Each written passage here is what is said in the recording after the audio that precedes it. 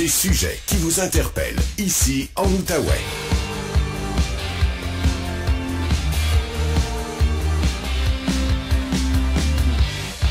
Au lendemain du point de presse du directeur de la santé publique du Québec, Dr Luc Boileau, on va aller retrouver notre chroniqueur du lundi, Patrick Filion, microbiologiste et professeur au Cégep de l'Outaouais. Salut Patrick!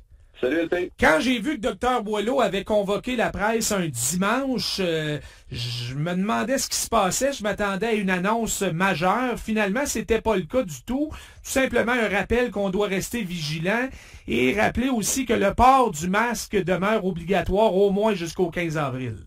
Oui, écoute, j'avais les mêmes appréhensions que toi un petit peu là, quand j'ai vu qu'il y avait une annonce, puis quand je me suis assis devant mon téléviseur pour regarder le tout, j'ai fait comme bon, ok, c'est le genre de choses qu'on aurait pu un petit peu déduire, mais je pense que ça vaut quand même la peine de faire certains rappels, parce qu'on a peut-être la fausse impression là, que la maladie ou que la transmission diminue et tout, mais en relâchant certaines mesures, ça, écoute, ça prenait pas une boule de cristal peut-être pour le deviner, là, mais en relâchant les mesures, c'est sûr que le nombre de cas, puis on l'espérait pas, mais c'est en train de se produire, le nombre d'hospitalisations allait augmenter aussi.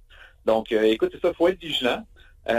Faut quand même comprendre aussi là, que les régions où dont la transmission augmente le plus sont des régions qui avaient peut-être été un petit peu plus épargnées. Oui. On va dire par la 5e vague, donc ça devient un petit peu un terreau fertile. S'il y a moins de gens contaminés, infectés, surtout par Omicron et son petit cousin BA2, donc si le virus arrive là-dedans, il va pouvoir se propager plus rapidement.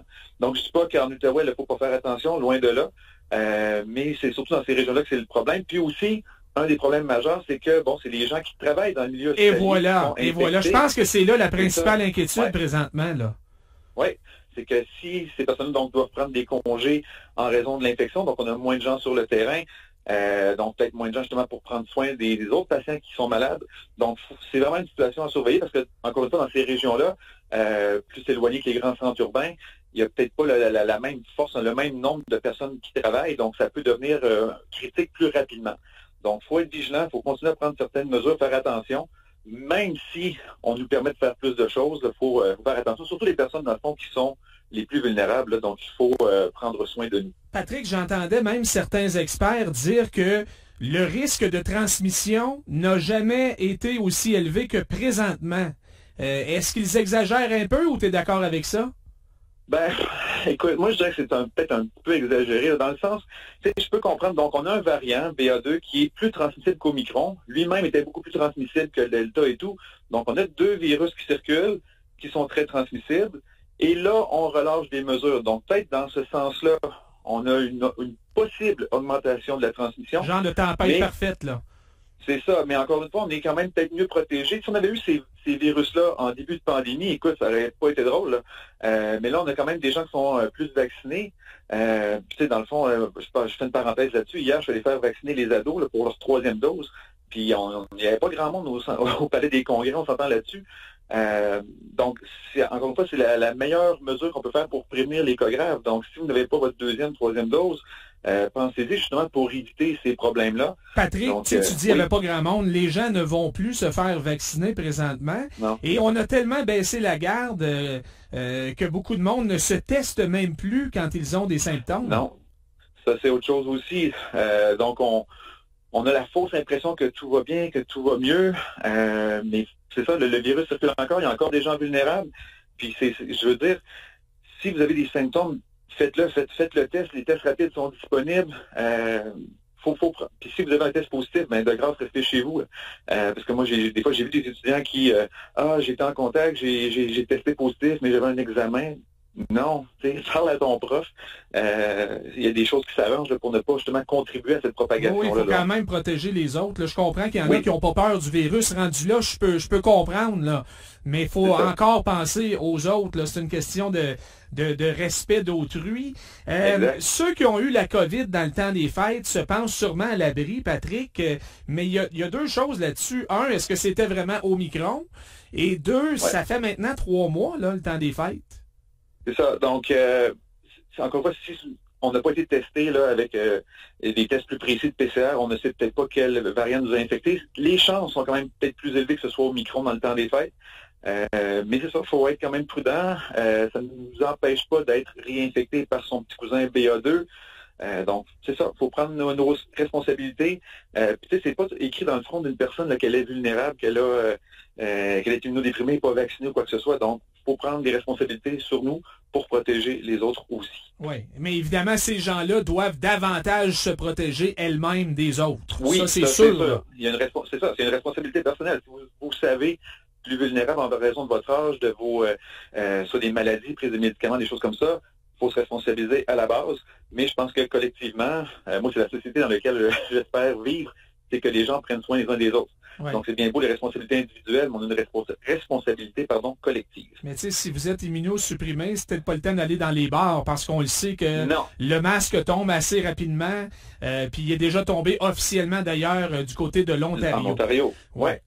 Bon, deuxième sujet, il y a 2 nouvelles études qui viennent confirmer que les vaccins ARN messagers ne seraient pas dangereux ni pour les femmes enceintes ni pour leurs bébés. C'est important, Patrick, parce que les femmes enceintes sont plus à risque de complications si elles attrapent la COVID. Exact.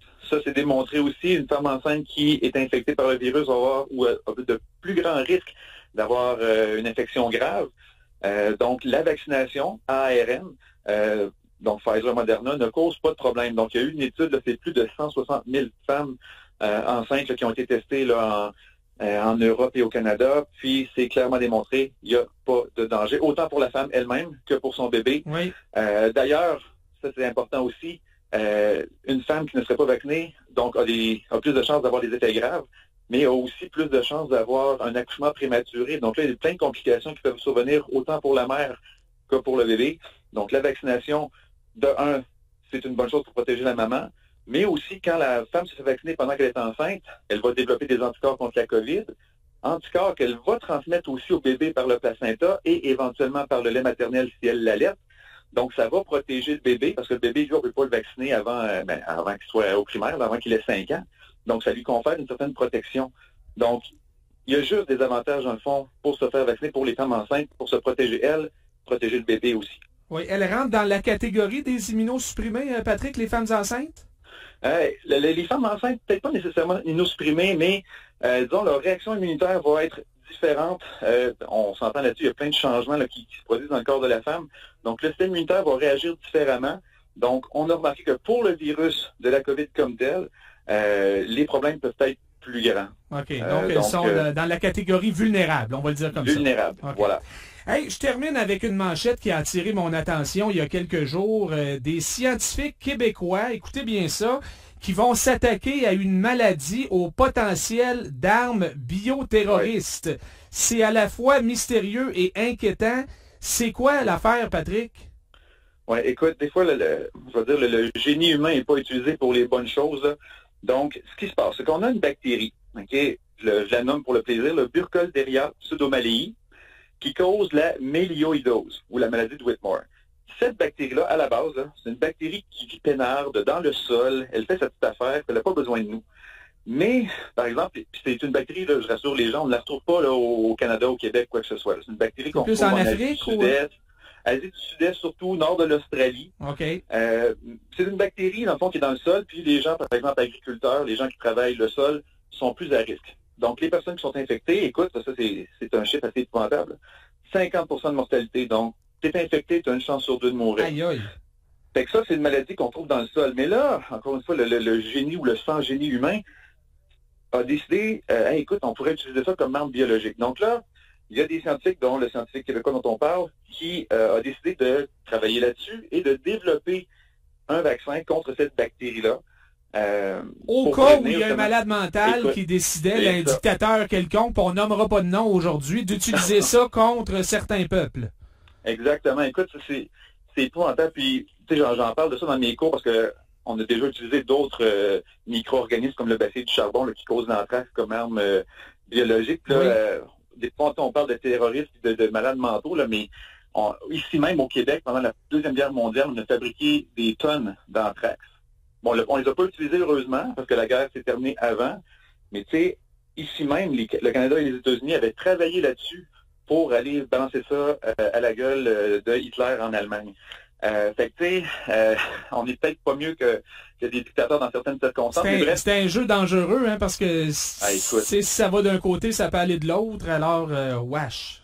Non, c'est épouvantable. Fait que là, écoute, on veut prévenir, ça n'a pas été utilisé comme arme biologique, mais il y a un risque, parce que c'est une bactérie qui est extrêmement pathogène.